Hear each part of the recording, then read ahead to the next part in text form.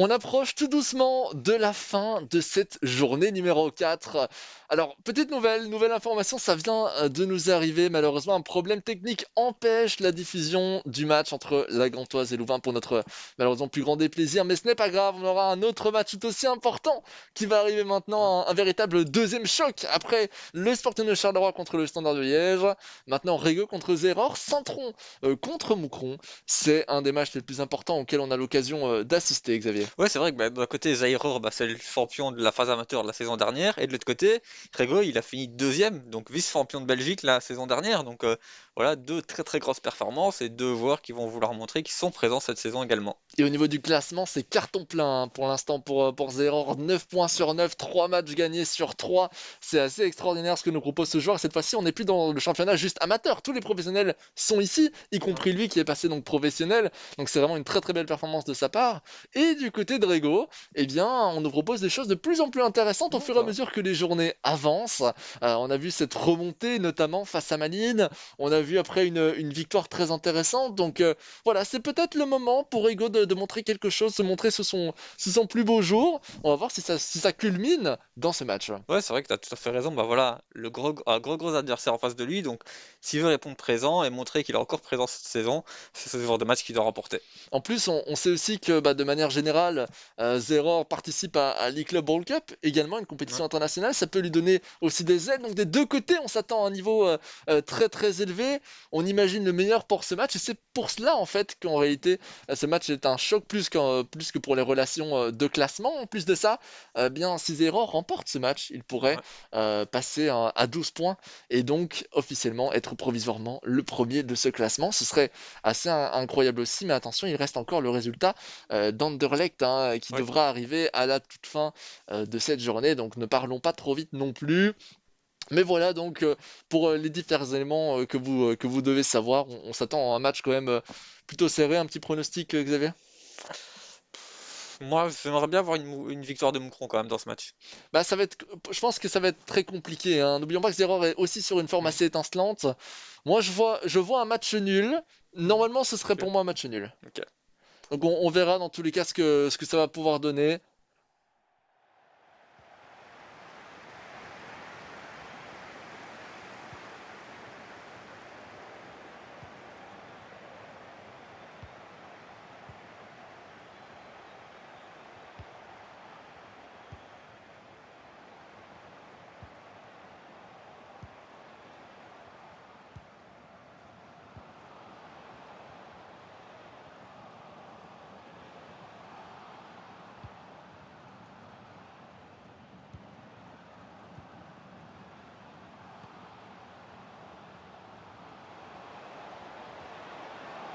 C'est pas mal tenté ça aussi, on revient en retrait avec Nakamura, Bruce il a tout l'espace et c'est le premier but de Zeror.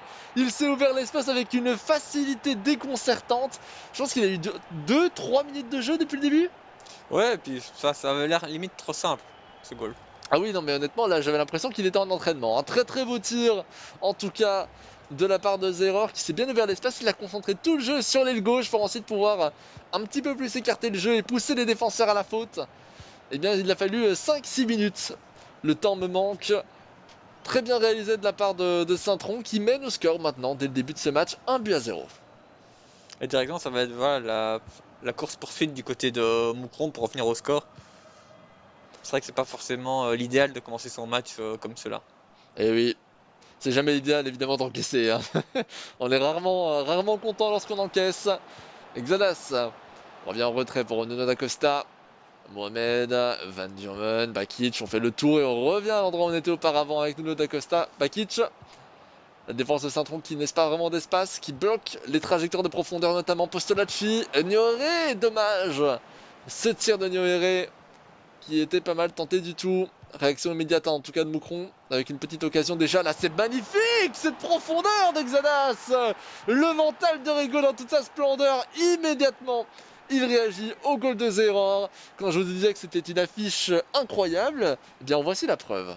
Ouais, une très très bonne réaction et assez rapide en plus du côté de Moucron, donc c'est vraiment l'idéal. Comme ça, il doit pas forcément trop pousser sur ce joueur pour revenir au score, hein. Oui, c'est ça. Et ça revient très tôt. Ça me rappelle un scénario Eupen Malines qu'on a eu l'occasion de voir avant. Bon, Manine, par contre, il a fini par mener 4 buts à 2. Même 6 buts 4 à buts. 2, 4 Ouais. buts à 1, puis 6 buts à 2. Donc, on espère évidemment du côté de Zero, du côté de tous ses fans, que le scénario ne va pas se reproduire.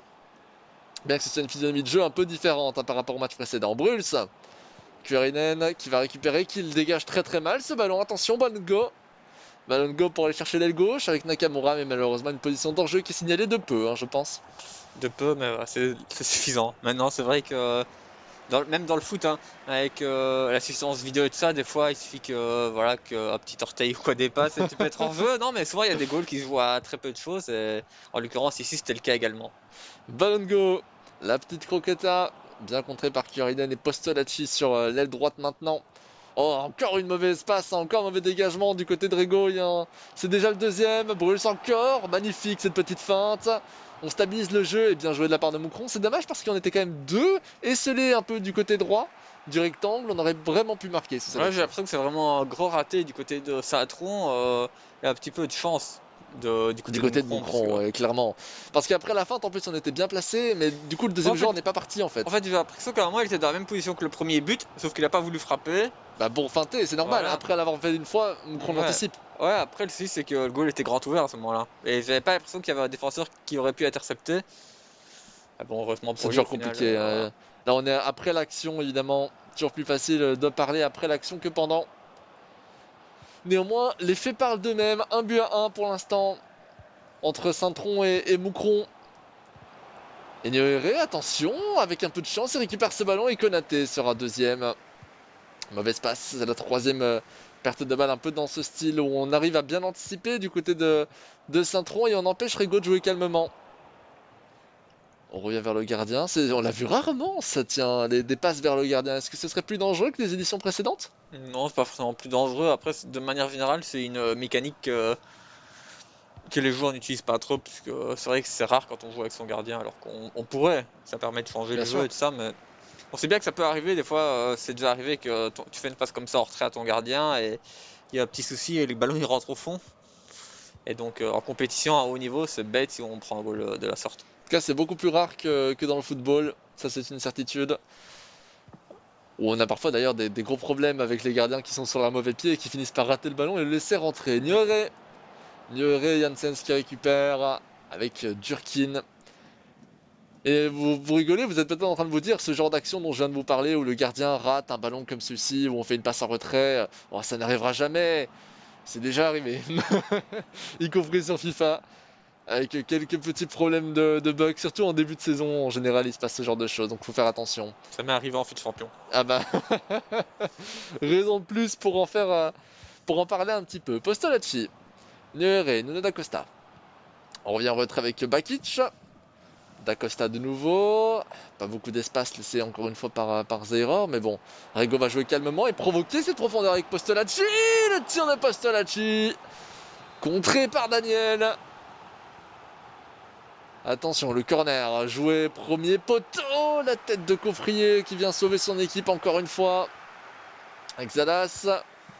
Et là, de nouveau, on va devoir temporiser. Elle est bien vue, cette profondeur. Dommage qu'elle soit en position d'enjeu. C'est peut-être large, parce qu'il me semblait quand même vachement à l'avance sur les défenseurs.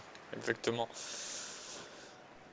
Avec Agase, Nakamura, Durkid et maintenant De Reader. On fait tourner évidemment du côté de Zeror tout autant que du côté de Rego. On sent vraiment qu'il y a une concentration, une maîtrise du jeu. On est sur un match qui pourrait être du vrai football en tout cas, j'ai l'impression. C'est On vrai joue qu'il y a pas sur les mécaniques un peu, vous savez, spécifiques. un petit peu, mais pas tant que ça. Mais un petit peu quand même. Bon, on a quand même vu beaucoup de placements de jambes du côté des aéreurs, alors que dans le vrai foot, on n'en voit pas forcément beaucoup. Ouais, c'est vrai que cette logique des passements de jambes, c'est vraiment récurrent. Et puis c'est aussi l'influence d'avoir participé à l'E-Club World Cup récemment. Je pense que tous les joueurs à l'international font des passements de jambes constamment, évidemment. On finit par l'adapter aussi à son jeu. Nuno da Costa. Da Costa encore la petite feinte. On parvient pas à tacler du côté de Saint-Tron. Postolacci et Bakic. Cette passe en retrait qui, qui signe la fin de cette première mi-temps sur un score de 1 but à 1 qui honnêtement de mon côté me paraît relativement cohérent par rapport au match que j'ai vu. Bah, c'est vrai que quand on le voit aux stats, hein, même si on voit des stats un petit peu plus en faveur quand même de Moucron avec 3 frappes cadrées, Mais bon, la possession, c'est quand même fort équilibré. Et de manière générale, quand on voit le match, on voit les occasions des deux côtés. 1-1, c'est pas non plus un score illogique. Ouais, moi, honnêtement, j'ai. Alors, certes, ça s'est peut-être pas concrétisé sur un tir à chaque fois, mais Saint-Tron me paraît dangereux également. Des deux côtés, pour moi, on est dangereux dans ce match, on gère bien la possession, la construction. Il y a un élément quand même que Rigo a, pardon, et que Zeror n'a pas, c'est parfois des occasions en profondeur, notamment, qu'on a vu beaucoup plus du côté de Rigo, du côté de Zeror. On est plus sur des passes courtes, dans l'axe, dans le petit espace, deux styles de jeu Ouais. un peu différents. C'est vrai que le bloc de Saatron est plus haut, justement, que celui de Moucron. Donc, effectivement, il y a plus d'espace dans le dos des défenseurs. Et je pense que Rego l'a très bien vu. Il joue toujours très bas, hein, Rigo, enfin très bas. C'est toujours relatif hein, quand on voit certains qui jouent à 10 mètres du but, mais malgré tout, c'est un joueur qui apprécie garder un bloc défensif plutôt bas. Attention, Nuere. Nuere encore. Postolacci, on revient en retrait vers Bakic. Il y a une opportunité pour Xadas, taclé par Janssens, qui l'a bien anticipé. Il y avait une enroulée lucarne qui s'est profilée à nos yeux. Ito va pouvoir dégager avec Janssens et Bruls maintenant. C'était dangereux là, déjà ce quatrième tir en réalité de Rego, de Moucron dans ce match. La pression commence à se faire un petit peu grande. Peut-être que de l'autre côté ce sera la même chose avec cette action lancée par Bruls. Le tir de Bruls contré par le défenseur. Est-ce qu'on n'aurait pas dû laisser le gardien toucher ce ballon? Ouais, j'ai eu peur que le défenseur la dévie dans son propre but. C'est identiquement la même sensation que j'ai eue. Oh, c'est pas mal avec Nakamura. Nakamura qui lève ce ballon. Bruls, je ne sais pas très bien comment cette balle a pu arriver dans les pieds de Nakamura aussi, mais Valongo, Kirinen. C'est Valongo qui est face à trois défenseurs, hein. Il aura du mal Et à une contrôler. bonne défense de Moucron qui s'est pas jeté, qui est resté devant, juste pour dès que le joueur adverse pousse le ballon, il puisse intervenir. C'est pas toujours évident de rester serein et de rester zen quand t'as l'adversaire qui est dans ton petit rectangle en bonne position pour frapper. Ça, c'est une qualité que partagent ces deux joueurs, selon moi. Mais c'est vrai qu'elle est particulièrement flagrante chez Rigo, hein. On en parle souvent de son mental, qui est sans aucun doute son point fort. Aussi lié à l'expérience, hein, évidemment. On tacle, on va chercher Ito, pardon, on ne tacle pas. Nakamura, Durkin et Nakamura. Attention à cette prise de vitesse de Nakamura face à Onana. Des passements de jambes. C'est vrai que maintenant je m'en rends vraiment compte, énormément de passements de jambes et de râteaux, mais les râteaux c'est encore une autre histoire. De Reader, Bruls. Nakamura, dommage cette profondeur vers Bruls, elle était peut-être accessible, même bien qu'elle soit difficile. Et Moed va finir par récupérer ce ballon aux abords du rectangle. Et on revient sur ce que tu avais dit, hein. Même s'il était aux abords du rectangle et qu'il tricotait et qu'il mettait du danger sur la défense de Rigo, eh bien, le joueur de Moucron a réussi à rester calme. Oui, alors qu'il y a beaucoup de personnes qui commencent un peu à stresser, à se jeter involontairement, parce que ils ont peur d'encaisser un but. N'oublions pas que Rigo n'est ni plus ni moins que le vice-champion de Belgique 2019-2020, hein. Oui, c'est vrai. Toujours important de le rappeler. Et pour la petite histoire, sur les réseaux sociaux, il n'a pas hésité à dire à la fin de la finale de l'année passée qu'il avait une évolution au fur et à mesure des années et que la prochaine ce serait la victoire. Donc il est temps de prouver également ce qu'il vient de dire. Enfin, ce qu'il a dit, c'était il y a un moment maintenant. C'était en mi-fin d'année 2020. Mais je suis sûr que niveau résolution, il aura à cœur de s'y tenir. On lui souhaite de toute façon. Oui, absolument. Nioré, on va aller droite pas mal avec Postolacci, mais en position d'hors-jeu. Et beaucoup de positions d'hors-jeu dans ce match. Pourtant, à chaque fois, ça se joue à des petits détails. Toujours assez dangereux. Et on fait des changements tactiques évidemment en mode 90.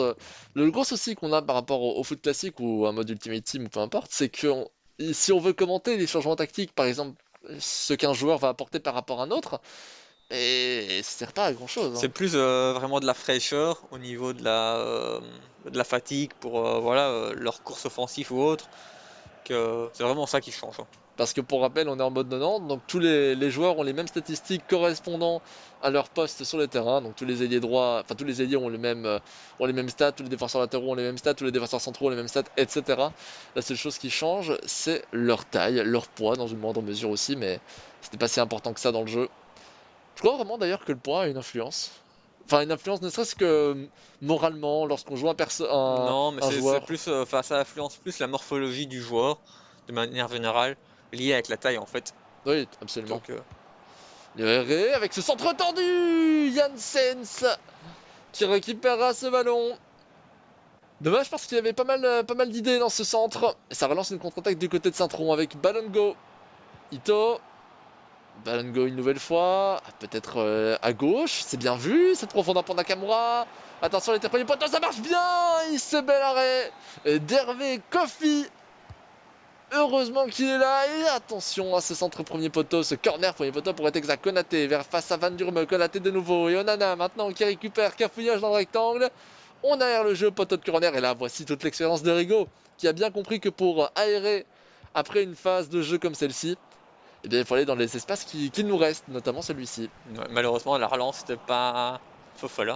Non, les relances, c'est pas le jour des relances pour Rigo. Hein.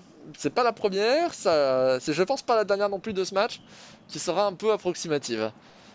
Noiré, oh pas mal du tout cette profondeur. Attention, on est dans les 10 dernières minutes, c'est le moment de Rigo. Attention, c'est le moment où il faut faire le plus attention par rapport à tout le match. Van Durme, Bakic pour Brim. Brim qui revient en retrait encore une fois. La défense de Saint-Tron qui est bien regroupée. Comment est-ce qu'on va faire pour trouver l'espace? Nyoere, Tabekou, ça revient dans les pieds de Dionnet. Attention, c'est pas terminé. Le tir de Tabekou, c'était l'action du but. C'était le moment de marquer pour Rego. J'ai pas compris comment. Enfin, je pense que c'est lié à la position du joueur qui n'a pas d'élan et du coup ne peut pas mettre de puissance.